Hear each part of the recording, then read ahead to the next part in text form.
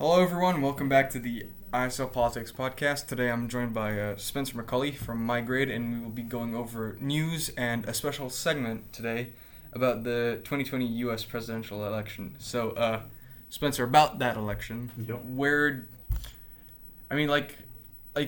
across your life, how have you aligned? Like more Republican, more Democrat, like which part of the Democrats, for example?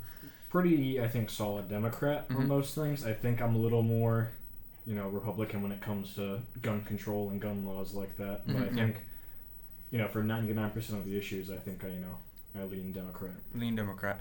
All right. Well, first on, let's start with the beginning segment that we always start off with, the news recap. Where if you've watched the first episode, you know how this goes. We watched the 1 minute news by the BBC, and we have a short discussion about it.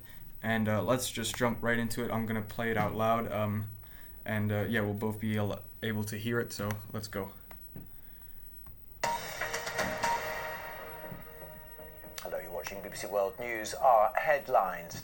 On the second day of talks near London to mark its 70th anniversary, NATO leaders are preparing a joint declaration that Russia's aggressive action constitutes a threat to security. It'll also look at strengthening consultation between NATO members. There's been furious reaction from China after the US House of Representatives passed a bill calling for sanctions on members of the Chinese government. It's over the mass detentions of Muslims in Xinjiang province. US House Intelligence Committee has released a report setting out its case for impeaching President Trump. It accuses him of obstructing justice and soliciting the interference of a foreign government to help his re-election next year. And the head of a Japanese aid agency in Afghanistan has been shot dead in the east of the country. Officials say Dr. Tetsu Nagamura died as he was taken to hospital. All right, so those were the headlines, and so let's go with the ones discussed first. So the NATO 70th anniversary summit, and in general, what do you think of? Do you think that NATO still serves like a purpose? Yeah, I think it still serves a purpose. Its goal, its objective goal, whether they directly say it or not, is keep Russian aggression at bay. And I don't think Russia has acted in a way where we should be repealing NATO. Yeah. I still think that there's a lot of Russian aggression, how they handled Crimea, how they're handling international politics. I think in general, I think they still pose a threat. Just a lot of their actions in Ukraine especially, I think, are evident that they aren't willing to play ball, with the other European nations. And I think NATO, the issue right now, is usually, I think, just U.S. leadership is lacking currently. Yeah. I think Macron is right when he said, the brain death. Yeah, brain death. I don't think Trump is actively taking part in leadership, and I think the U.S. needs to lead it, at least for now. I think it needs to have a clear U.S. leadership, and I think it is currently lacking in that under the Trump administration. I mean, the thing is that, that was, the really igniting point that tested the resolve of NATO. It was definitely the Crimean crisis, and I think in that crisis, especially the European members sort of hampered the U.S., right? And there was a lot of back and forth between the European part of NATO and the North American part of NATO as they sort of disagreed on what to do and react with Russia, because the Europeans were a lot more hesitant to do anything drastic or a firm stance, which is I think it's understandable. But I definitely see your point when you say that that the U.S. should lead it. Out of all of them, they spend vastly the most amount of funds and percentage of GDP, and when it comes to Trump's leadership of the alliance, there's been some stuff I've liked and some stuff I've disliked. When he brought up the issue of budgets, at I think it was a NATO conference in 2017, 2016, I think that was a key point to make, because out of all of the members, the U.S. spends the most, and there are many members of NATO that don't meet the NATO spending requirements. Yeah. Right? You have countries that are currently going through a lot of economic hardship and try to hit these targets, and you have countries like France and Germany that have the economy to do it and currently are not willing. And so I actually liked when he told them off, when he said that, oh, you guys have to actually, contribute your fair share to the alliance, because that is in general the spirit of that alliance. Yeah. And however, I think there's always the problem of messaging, right? And I think it could have been that message of you have to carry the burden equally, and you have to think about your policies in a more strategic way. Like for example, Germany buying oil from Russia. Trump also said that would be a strategic conflict of interest, and it makes you immediately less eager or less capable of acting against Russia because you depend on them for so much of your energy imports. Yeah, I think so. And when it comes down to the spending, I do agree, especially for larger countries, the UK, France, Germany, should be hitting 2% in their goals. I think that should be done, just to at least show you're committed. Yeah. Whether or not it even contributes that much is debatable, especially with the much smaller nations. Estonia, for example. Yeah. Their 2% doesn't matter. Yeah, that's the thing. Yeah. But with the larger nations, it's helpful. Yeah. It at least shows commitment. Yeah. That you're in it. You're not just riding by.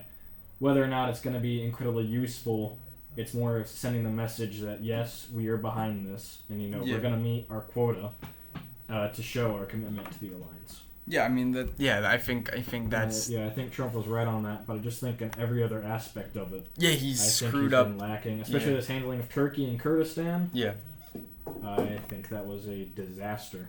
Personally. Yeah. I mean that was the noted part, and just that was just the betrayal of standard, commonplace U.S. policy. Actually, while you were talking, I actually pulled up a BBC article about the NATO summit, and let's just go through it because it's actually interesting. So NATO leaders are meeting near London as tensions between members threaten to overshadow a summit marking the military alliance's 70th birthday.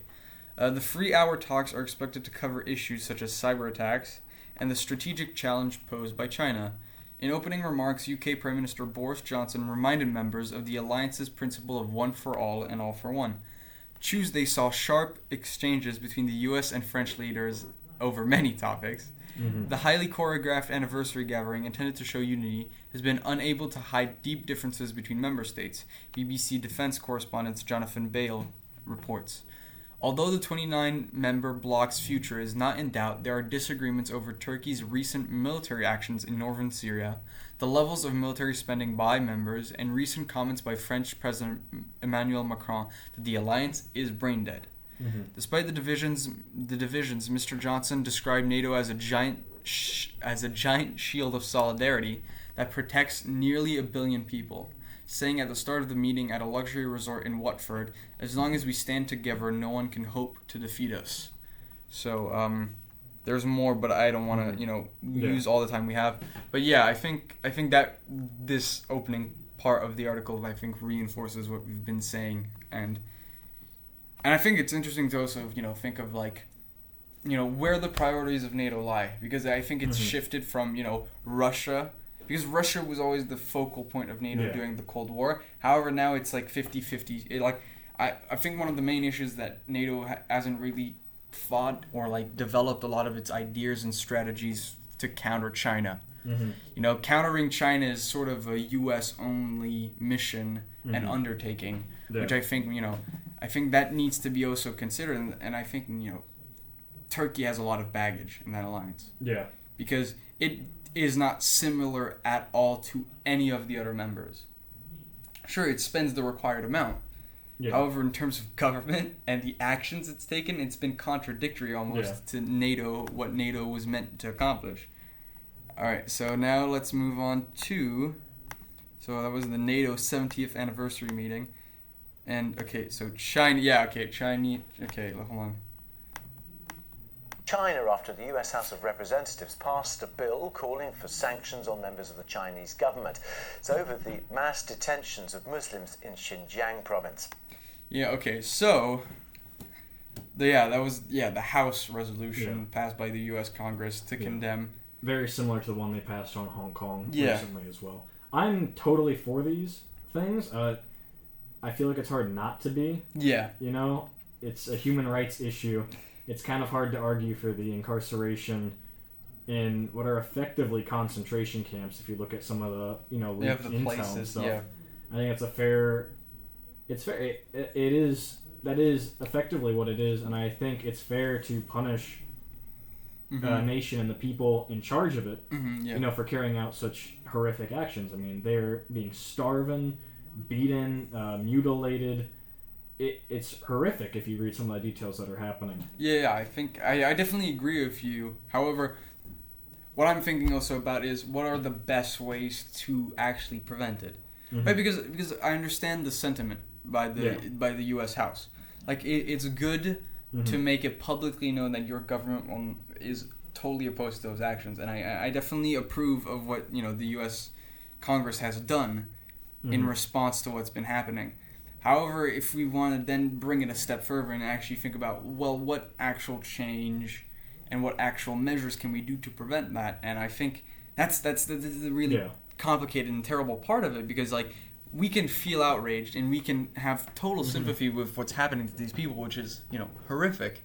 However, a lot of people are very limited in what they can do because of the fact that China is such an authoritarian, such a state that wants to maintain total control of what it does, and and it remains to be seen if the words will be translated to potential actions. Yeah, and currently there's already an economic conflict between the U.S. and China, so it's not like these denunciations are gonna add fuel to a conflict that's already begun. Yeah. And however, it remains. What's interesting is that it remains to be seen how it progresses and what comes out of these statements. I think the issue is currently, especially with the U.S. and pretty much the entire Western world, is I think action on China needs to be taken. I think it's important that it's taken. I think they abuse the power that they have. I don't think they use it in a correct way, from how they treat their people to some of the more stuff they do internationally with suppression on, especially more like Western countries with freedom of speech and everything. I think the issue is, especially when it comes to the U.S., is they're too economically tied. Everyone relies on Chinese production and stuff. So to take a hard stance, like maybe like something, let's say sanctions, a hard stance like that is not really an option. And when it comes down to a country like China and the Communist Party, which is very much focused on economic growth, GDP stability, growing at very high rates, you're limited if you can't hit them where it hurts in their economy. Yeah. You can sanction individuals. I think that's a very good step if it occurs, but I think there needs to be like a decoupling of the economies so we can really start to take further action to really, show them, hey, we're now going to take much more serious actions. We aren't reliant on you as we were. Yeah. We're going to start hitting you with heavier stuff. You need to stop. And I think they'll respond to that much better. Yeah. I definitely agree with that. And okay, so now let us move on to. I want to skip ahead to the next segment because we want to make good time on actually going to the 2020 U.S. presidential election. So we're gonna go over. I mean, anybody who's listening to this, you can check out the BBC clip that we are covering right now and look for yourself because it's very interesting. So now let's move on to our next segment, news that matters, which is news that relates specifically to people our age. And we're going to take a good hard look at our next article, which is about the European Parliament's new climate change resolution, which was just released, not yesterday, but it was released, if I believe, on the 29th of November. So definitely recent. Definitely recent. And so I'll just read out from it, and then we'll talk, about our opinions of climate change and maybe what we think, what our actions would be, what solutions we ourselves propose. So, okay, ahead of the UN COP25 climate change conference in Madrid from the 2nd to 13th of December, the Parliament on Thursday approved a resolution declaring a climate and environmental emergency in Europe and globally. They also want the Commission to ensure that all relevant legislation and budgetary proposals are fully aligned with the objective of limiting global warming to under 1.5 degrees Celsius. In a separate resolution, Parliament urges the EU to submit its strategy to reach climate neutrality as soon as possible, and by 2050 at the latest. to the UN Convention on Climate Change. To the UN Convention on Climate Change.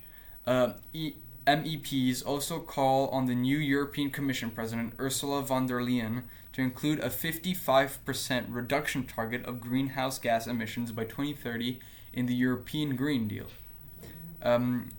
It goes into, So MEPs say that the current aviation and shipping ambitions fall short of the necessary emissions reductions. All countries should include emissions from international shipping and aviation in their national contribution plans, they say, and urge the Commission to propose that the maritime sector be included in the EU's emissions trading system. More financial support to fight climate change, so EU countries should at least double their contributions to the International Green Climate Fund, Parliament says. EU member states are the largest providers of public climate finance, and the EU's budget should fully comply with its international commitments. They also note that pledges by developed countries do not meet the collective goal of $100 billion per year as of 2020. Finally, they urgently call on all EU countries to phase out all direct and indirect fossil fuel subsidies by 2020. And so there's a bit of background and a quote. However, that's not really relevant to the actual solutions they're proposing.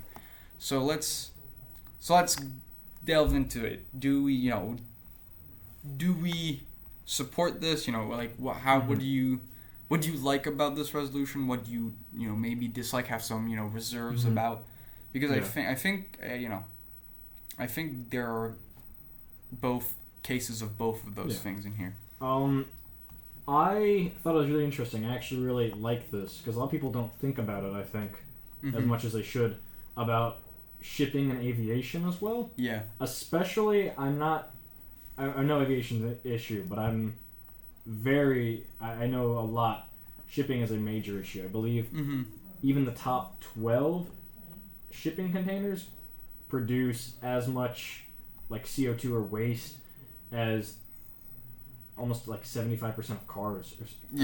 It's a massive amount. It's in a very small amount. It's a massive amount for just a little bit. So even cutting that down by 50% would be huge. And not a lot of people don't think about that. Same with aviation. Yeah. I mean, it's not like there's just one plane in the sky at any given time. Yeah. There's so many, and I think cutting that down, even by 50%, like what they're proposing, 55% by 2030 for emissions would be massive, even in just those singular sectors. Yeah. I think it's good. 55% by 2030 is a good goal, but I think they could do it. Yeah. I think they have the political will to do it. I think they just need to keep up with it and not lose momentum. Yeah, that's the thing. That's always the... I think they need to really stick with it because it's not going to be easy. Yeah, no. They're not just going to waltz into it, especially because... Well, I mean, this is the downside. I mean, they don't really say how they're going to do it. Yeah. Besides pledging $100 billion, which they have failed to do, and stopping subsidies of fossil fuels... I mean, that's not going to cut your emissions down 55%. Yeah, that's the thing. However, over the subsidies thing, I actually like that, and because that's okay. The way because they're right there, they're only mentioning subsidies on direct and indirect fossil fuel sources, and which is I fully agree with that. Yeah, however, the way I've seen it is that I've seen it on the basis of competition, right? Because I have no issue with green energy. However, there comes a time when, we have to realize the economic reality that many of these technologies currently are not as efficient or as cost effective as the more traditional, fossil fuels that, currently we mostly depend upon. And that's not, saying that we shouldn't invest in these things. However, I mean, in my mind, the best way that we're going to the best way to ensure that these technologies keep getting better and better and work towards surpassing older sources of energy in terms of efficiency and cost. I think the best way we can do that is completely not subsidizing the energy sector. I think one of the best ways that we can achieve that is, I mean, I'm a big supporter of nuclear energy specifically. However, I do like that they want to remove subsidies for fossil fuel providers, because not only is that extremely expensive, and a lot of like taxes and a lot of money that should be collected isn't. But I also think that should come with also that typically green energies must also not get subsidies, because if you change your favor from coal companies to solar panel companies, for example, you're just going to end up with a very stagnant green energy market, right? There is no incentive to innovate and to reduce costs, because a lot of your costs are being covered by subsidies given to you by the government. And like that, I think to me that's my main concern. I don't want that market, which contains so many brilliant ideas and new ways to provide energy for the global population, to fall in this economic cycles where it focused mainly on creating monopolies and also restricting innovation and competition. I see that as a point. I understand where you're coming from. I think there needs to be subsidies, at least in research. Like currently, I just don't think battery tech is there. That's the main solar problem. Tech is there. When it comes it's to like definitely lithium improved. and... I mean, since 2009, it's leagues better. But I think there needs to be massive investments into R&D, research and development of these technologies, because if you do not have that, you're not going to have competitive companies, and there's going to be it won't matter if they can't afford to make something as competitive as a, like, let's say, electric car, nowhere near as competitive as a gas car. It's just not going to sell. I think there's going to be massive infrastructure changes, and I'm okay with a lot of subsidies, especially building electric charging stations. I think to get those out there and to make it more convenient to own an electric car is number one. I think a lot of issues a lot of people have currently not buying electric cars because there aren't as many charging stations. That's the thing. And I think battery tech, also charging your car, takes a while. Because the infrastructure doesn't incentivize that kind of So I think there should be investment. massive subsidies into building up the infrastructure and into researching the technology, as well as maybe minor ones just to keep the companies afloat, at least for now, with the higher costs. I mean, it is more expensive. Maybe cover a little bit. You don't have to subsidize them 500% of what they're worth. But and that's the thing. I agree with you. Definitely cut out.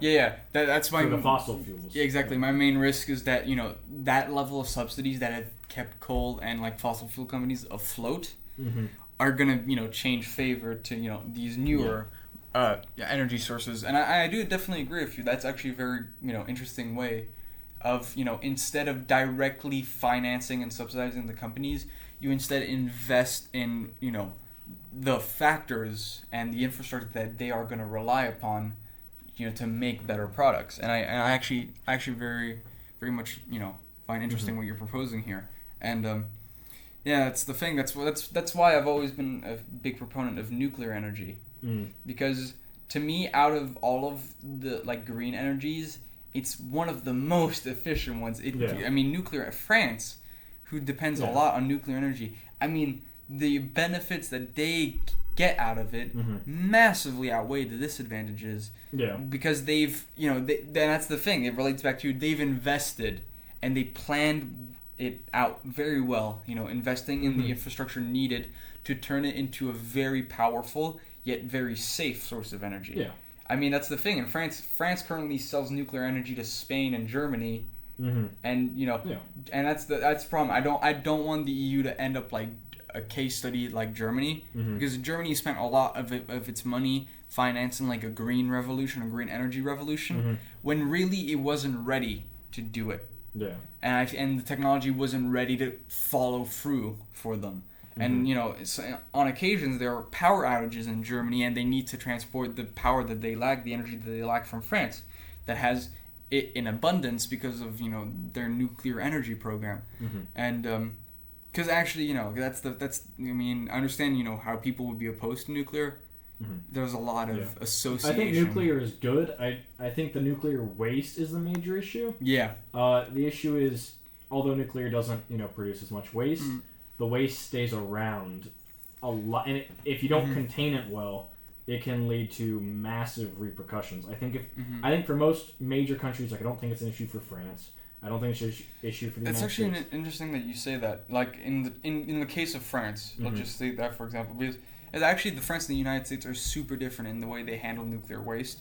France has actually a national reprocessing program, which I think a lot more countries should actually consider looking into, because I think up to like 30 to 28% of the fuel or the nuclear energy or material that France uses ends up being recycled and used again. It's reprocessed, it's re-enriched for I guess civilian public use, public energy creation. And I think that we should invest. I mean, I've always been a proponent not specifically of like uranium, but of thorium reactors, because I think thorium reactors have don't have as many drawbacks I think as uranium. And I think the reason why we still associate uranium as the main source of nuclear energy is because it's been ingrained in our culture, right? I mean, it's related with nuclear weapons. It's related to, and uranium is related to a bunch of nuclear disasters. However, if I remember correctly, out of all the global statistics, like nuclear energy is one of the safest energies that there is, if it's done correctly. Yeah, that's the issue. Is for less developed nations. Yeah, that's it's really locked into like top. You have to be top dog. Yeah, you have to be There's a lot of risks. Once you figure them out, I think it's a good energy source. I just think you have to handle the waste properly. But I think the issue is it doesn't trickle down. You can't use that same technology for developing countries. That's the thing. Yeah, there's a threshold. Yeah, there's a threshold. You really have to be. Because it has an opportunity to be very dangerous if you aren't using it properly. And that locks out a lot of less developed nations. I just think that's one major issue, is it just, it doesn't transfer well. Yeah. And I don't know. I do think the end solution is, solar, wind, geothermal. Oh, yeah, geothermal is, hydro. Hydro-based ones. I think nuclear could serve as a good stepping stone. As you start to get rid of, fossil fuels and everything. Yeah. You could use some reactors, and then you don't, fully replace. You kind of cover the difference as you are developing the green, and try to just, clear it out fast. Exactly. Because I think investing in the green technology will lead to better things, because it can also be used in less developed nations as well. Yeah. Because you're not giving them a nuclear power plant. That could lead to a lot of issues. That's the risk. It's not great, but I think with a lot more green tech, it'd really help everyone, I think. Yeah. I mean, one of the main advantages of, a lot of green energy is that there is no... Yeah, that's the major drawback of nuclear, is the fact that there's an attempt to weaponize it. And if you succeed in weaponizing it, that's a huge deal. Like, that can have tremendous repercussions. I mean, the Iranian nuclear deal is a huge example of, why it's important, I guess not only to have, like, the economic infrastructure to do it correctly, but also the political infrastructure to handle it responsibly, and to handle it not, with the intent of causing mass amounts of destruction. But, like, additionally, like, looking on the resolution itself, I actually like, they say and urge the Commission to propose that the maritime sector be included in the EU's emissions trading system. I think that's, like in general, like I think also a benefit of this resolution is that it's trying to give more accurate statistics. Yeah, I think that's good. And I think that, that's hugely beneficial. It is major, like I said. Like, I had just looked it up now. I think one of the main shipping freighters makes up about 60 million diesel cars. Yeah. So my statistic earlier on like 12 being 75% is actually pretty accurate. I mean, 10 is almost 600 million. Yeah. 10 of the largest. That's a lot, and to not include that in your statistics, I think, can throw off your aims. Yeah, because especially obviously not every single country has 10 massive ones polluting 600 million. But even then, you're effectively, by not including that, you're negating a significant size, like a significant amount of pollution. Even if your country only has, let's say, one at 50 million. Well, I mean, that's 50 million. That's not a statistic that should be ignored.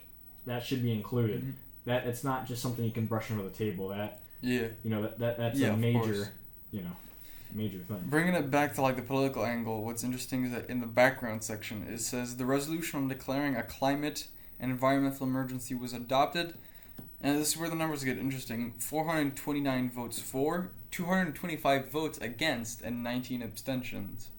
Which is just kind of interesting because that just shows, that there's still quite a bit amount that, that still oppose this. And I've always been of the opinion that if someone opposes you, you should at least hear out what they have to say first. Because some of their criticism you can use to, fix or really refine your logic, really refine your solutions. And so it's interesting to see how this resolution will translate into actual practical policy and action. However, I'm hopeful. I'm really hopeful for it. And hold on, wait. The European Commission has already proposed the goal of net zero emissions by 2050, but the European Council has still not endorsed it, as Poland, Hungary, and Czechia are opposed. European Council, the state can veto, a resolution by the Council. And very interesting that Poland, Hungary, and Czechs and the Czech Republic Poland and Hungary sure are like the noted right-wing members of the EU. However, I think maybe they're coming from an economic angle. That's what I was thinking. I think really in order for this to succeed, I think the larger players in the EU are really going to have to help out the smaller players. I think if they don't do that and just kind of go solo with it, I don't see it working out as well as they want it to. And I feel like it could, cause a divide, perhaps in the EU. The larger countries being like, we're meeting our goals. We're doing what we said we'd do.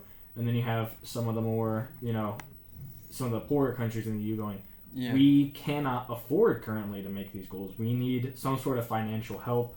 Yeah. And I'm hoping, if some countries say we just can't meet these goals economically, it's simply not possible for us to currently do. I think what needs to happen is the larger countries need to come in and help. And I think if that happens, I think, the 2050 goal is definitely doable. In the realm of the possibility. I just think they really need to be a collective effort on this. I don't think they can go their own ways and collectively as a group propose this idea. Yeah. I think you need to work together. I mean, what I think is also a point you could you could advocate for local to collective sort of system where, because I think what would be interesting is to see how you could implement this idea, right? This resolution, this proposal, this vision, individually in each of the member states, and how it could be better adapted to fit each of the member states. Because that's as you said, the main thing with the there's a lot of economic work that needs still to be done in certain EU countries for it to be feasible. And as Poland is, for example, Poland is currently more focused on getting its on growing its economy to the Western standard than it is focusing on doing the investments for green technology and reducing those carbon emissions. They're more focused about finally reaching the level of economic prosperity and economic complexity that they never managed to achieve under under Soviet rule. And what's interesting is that Poland has very favorable legislation for young people because they want them to stay, because currently Poland has a pretty big dependency ratio when it comes to there's a lack of young people. And I think Poland politically is focused on economics and demographics. And I think what's interesting is and I think as soon as they start solving the issues, which would be which would be great if they can solve it with the help of other EU countries, I think then as one they can make some real headway. Yeah, I agree. And so now moving on to the next segment, the deep dive. So now let's go into what I think is going to be one of the most interesting segments that we will ever do on this podcast. We're going to talk about the 2020 US presidential election, which we are going to examine, predicting who will win, why they will win, and the overall face of politics in the United States. And so first, let's go to realclearpolitics.com, and they do a very great thing. They they do polls day by day, and they use multiple different sources. And we're just going to take, a look at the polls, see, where most of the patterns lie. And, Spencer also has a great amount of, polling statistics and also, information about the election. He's done his research. Yeah. And so we'll just talk about that. So let's first go into, the polls. Mm-hmm. And it just to say, Kamala Harris dropped out. Yeah, that's on Tuesday. Yeah, that was on Tuesday. Yeah. And that's huge. Yeah. I think, I'm looking at the polls right now for the just national spread. Biden still leads by 11 points. Yep. Pretty big. Sanders is in second with 16 points. Mm-hmm. Warren, 14 points, so pretty close. And Buttigieg is, fourth with 11.4. After that, I don't think it matters as much, but Bloomberg with 4 points. Harris is out. Yang, Klobuchar, Booker. They don't. Yeah, those are the really sub 3 points. Yeah, I think that's the big ones. Yeah, we're looking at Biden, Sanders, Warren, Buttigieg are the main players. Mm-hmm. I didn't expect Bloomberg to actually get to that position. I expected him at least to. Because it's Michael Bloomberg, right? Yeah. It's Michael Bloomberg. So it's. I don't think Bloomberg's gonna win. No. At all. No. But it's quite interesting to see that he was already able to put himself in that spot. Yeah. Even if it's not a winning spot, it's interesting to see. I think that's the spot he's gonna cap out. Yeah, stay in. I don't see him getting. Considerably much But higher. What's interesting, though, is that where is that, Kamala Harris support going to go to? This was one thing I was thinking about, actually, with her dropping out, was a lot of the reasons, personally, I think people like Klobuchar, Booker, and for a while Harris were in the race, is this idea of a Biden collapse, and that they're all basically the same with their policies. They're all, center-left. They aren't like Sanders or Warren. Yeah. Who are much more socialist, much more far to the left. I think they're all hanging on to the idea that at some point Biden is going to drop in polls, he's going to fail, and the idea is his support will trickle down into theirs and boost their campaign. But I actually think what we're seeing is the opposite. Biden hasn't fallen out of favor yet. And instead that support has actually gone up. It's going up. They are hanging on to this idea that he's going to collapse, but actually 11-point lead is one of his highest leads currently, ever in the polls. I think what could happen, a real possibility, is these lower tier candidates who can't hold out for much longer. I think especially I just don't think they have the funds for it. I don't think they have the publicity for it. I mean, Booker at 1.8. That's not going to cut it. That's not going to cut it. That is not, A miracle wouldn't fix that. And I think what happens is, I think they're going to go to Biden. I don't think they're left-leaning enough or socialist enough where they're going to go to someone like Sanders or Warren. Yeah. And I think that's only going to solidify Biden's lead as they start to drop out. Even though it's only 1.8%, you add it up to Harris, 3%, 1%, 1%, 1%. That's an extra additional, let's say on average just 5%, let's say. Not everyone goes to him. To already solidify an 11-point lead. Yeah, that's a big lead, yeah. I think an opposite is occurring. Yeah. I mean, what's interesting is that when eventually either Warren or Sanders backs, it depends. Because, I don't expect there to be, a three-person race to become the nominee. I expect it more to come down to 1v1, like happened in 2016 between Hillary and Bernie. And when either Warren or Bernie drop out, it's going to be interesting to see, just how much resistance and how much opposition, the more left candidate can cause.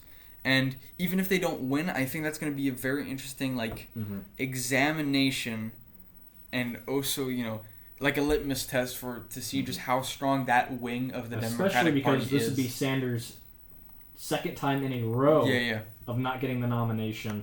I think what it's really going to come down to is I don't think anyone besides Biden right now has a chance of getting the nomination. But I think what matters is, will Sanders and Warren form a ticket? Like, it's up to them now. They're very similar ideas, and what will come down to is if they're stubborn or if they're not. Yeah. You know, let's say in the future the polls are Sanders at 17 and Warren is at 11. You know, she's dropping, and a lot of her support might be going to Sanders, or perhaps some other candidate. Let's just say Biden or Buttigieg. I think what'll matter is they have a good portion of a following. Yeah. They have a good following. I think what'll matter is how stubborn they are. Yeah. I think it's a real possibility that maybe. I still think that they'll endorse Biden if he gets a nomination, but I think it's a possibility, an unknown possibility, that they could, as one of them starts to slip away, form a ticket, and that would effectively combine their scores, which would put them neck and neck with Biden and make it really anyone's game at that point. Yeah, that's the thing. Yeah, I mean, what's super interesting is that I've just changed like the way the statistics are shown, and I'm looking at like polling average. Yeah, like RECP poll average 2020 Democratic presidential nomination on the Real Clear Politics. And what's interesting is that right now it seems that Buttigieg is coming up, at least by today. Yeah. He's currently coming up. What's interesting is that hold on, let me check the actual interesting point. Okay, that's huge. So in October 8th, 2019, the average for Warren was 26.6.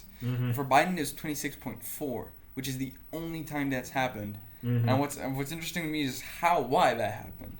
And I think that's my fear. That's the thing. That's my fear is that if Sanders or Warren drops out,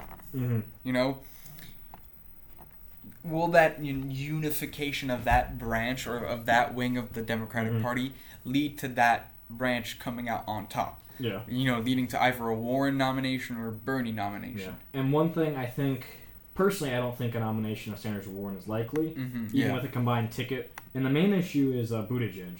Yeah. I don't think he has a chance of the nomination. I don't think But he might siphon off that. But what matters is he aligns very similarly to Biden. Yeah. And the issue is he's polling currently at 11.4.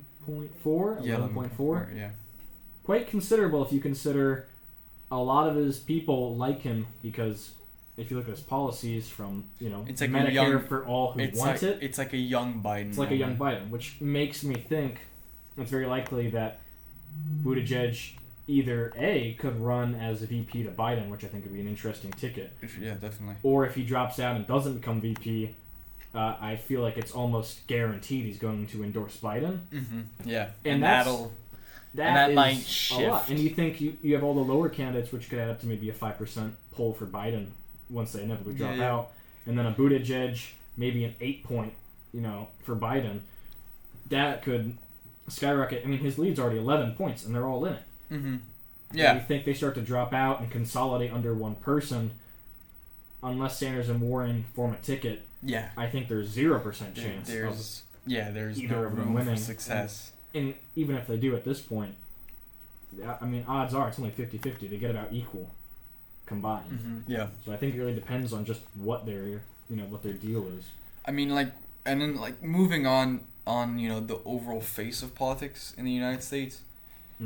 I know that's a vast subject. We don't have to dedicate a lot of time to that specific, facet of, this segment. But, I think it's interesting the nature of the Democratic Party, how that is changing. And how it'll stack up against Trump in 2020. Yeah, and I think I don't the Republicans seem to have lost a lot of their flair a bit.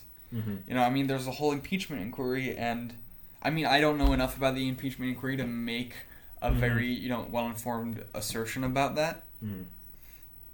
Personally, I've been when asked if I had to pick between Democrat or Republican, I have said I would likely pick Republican. However, that came always with the assumption that just because I would vote Republican doesn't mean I would have to necessarily be yeah, I love whoever's in charge of the party. Maybe to me it's more of an ideals concept, which I know for a U.S. citizen, it might actually, it might come down to more practical stuff, which is, very understandable. However, whenever I have, thought of, where I fit into the American political spectrum, I mean, there are some similarities between me and you, and I think, though, I mean, the real danger is polarization. Yeah, I feel, even though I don't agree, I'm center-left, very much, not, something like, I'm not socialist, I'm just center-left. Yeah. Just say left. I don't agree with the slightly, center-right, I would say previous Republican Party, before Trump, pre-Trump. Yeah. I don't necessarily agree with their stances. I do think it's healthy to have a center-left and a center-right party. I feel like that gets the majority of people. Yeah, good. I feel the issue is balance. with the Republicans looking at how they're especially handling the impeachment inquiry. I really think with Trump, I think his re-election is shaky. If you look at some of the recent elections, like in Kentucky, where the Dems won out, Virginia, the Dems won out entirely. Mississippi, it was a closer. That doesn't show health for their party, and I think under Trump, it's really become a cult of personality. It's really been authoritarian. You either get under him or you get out. Yeah, and I think that's gonna bite them hard, especially if Trump doesn't win. How much pull we have in the party? What's gonna happen? I think they're really trying to hold on to their power for now. After I think they're really worried about. I mean, even how this whole thing got into it. They're trying to get dirt on Biden. I think they're really worried about them losing. I think they think that's a legitimate possibility. Maybe they think it's a possibility that is going to occur. I don't know what their internal polls say, but obviously they aren't all rosy if they're going this far into it. And I think they're trying to hold on and consolidate power. And I think in turn it's making them less center-right and just much more authoritarian. Yeah. And I don't know how much that'll bode well, especially when Trump's out of power.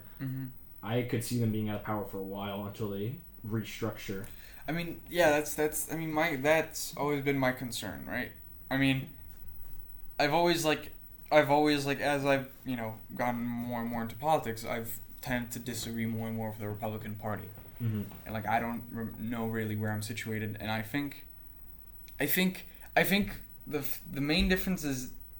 The way I see is that the Republicans haven't really made unbelievable amounts of mistakes. I just think that the Democrats have gotten really good at learning from their mistakes, right? One of the main reasons why Hillary Clinton decisively lost that election was because one of the decisive reasons why Hillary lost the 2016 election was because her voters had, a sense of, oh yeah, we don't have to worry about Trump. He's such a joke. He'll never make it.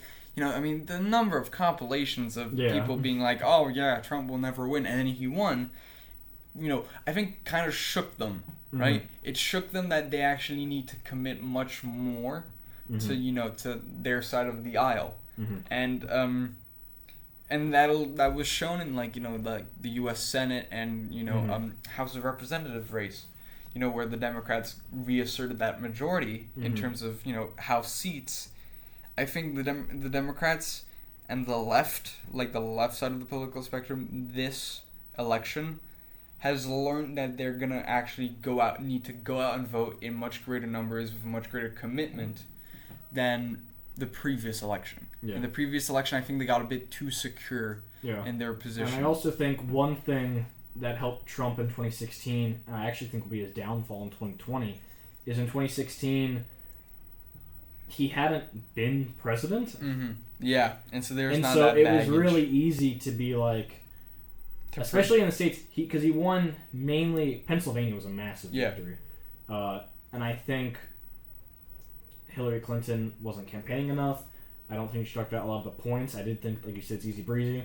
There's also the idea of, here's this new guy, he likes the U.S., he likes us. Oh, we're the workers. He's never been president. All the news outlets, everyone's saying he sucks, he's evil, blah, blah, blah, blah, whether it's true or not. They're saying it, and it's, people are getting riled up. And they're like, oh, I'm going to vote for him. Screw the Dem party, screw the news outlets, whatever.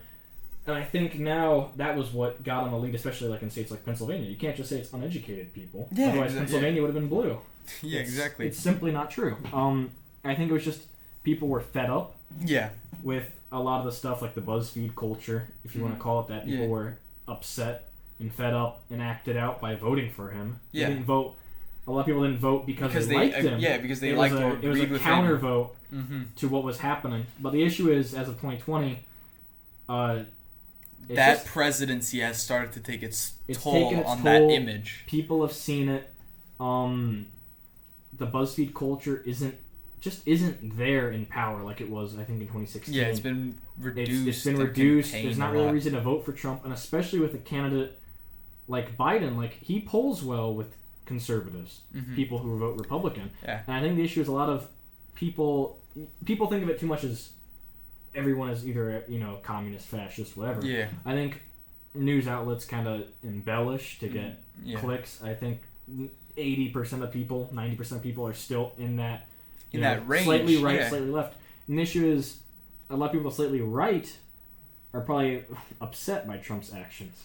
Yeah, and therefore how he's acted with his cabinet, how he's acted foreign policy wise, especially with I know a lot of conservatives and polling, very much disagree with his decision with the Kurds, with everything, with his handling of international things. And I think they want an alternative.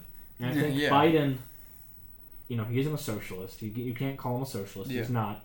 That makes them feel safe because they aren't going to vote. They aren't going to go out and vote for. Yeah, exactly. If you present him as an option, vote on its he's like, change reverse. Biden's he's just a normal candidate. Yeah, exactly. That's what he is, just a. And I think that's been center left. Yeah, that's been a strong image. Appeals to conservatives. Older, isn't outgoing, isn't socialist, isn't radical in his policies. It's just a very moderate center-left candidate.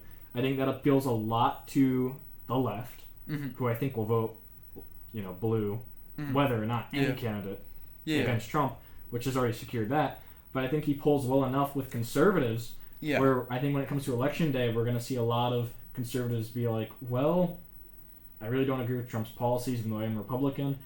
I think I'm just going to go with Biden, especially states like Pennsylvania. Yeah, could be that's decisive. That was down to less than 1%, and I think that percent has shifted.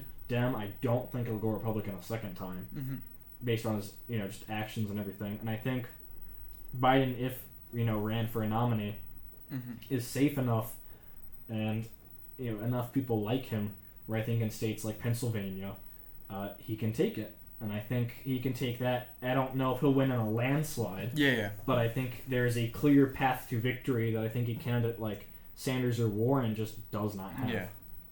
All right. Well, I think that's the end of the podcast. So, So this has been the ISL Politics Podcast, the second episode. I would like to thank Spencer for coming on here. Thank you for having me. And having such a thoughtful and constructive discussion about so many different topics. And so, we will all see you in episode 3, and we hope you enjoyed this. If you did like this podcast, please, support us, and please write to us about, topics we should do, and also if you would like to come on, if you're an ISL student, to come on and, also discuss with us whatever issue matters to you. So, thank you all for watching, and we will see you next time.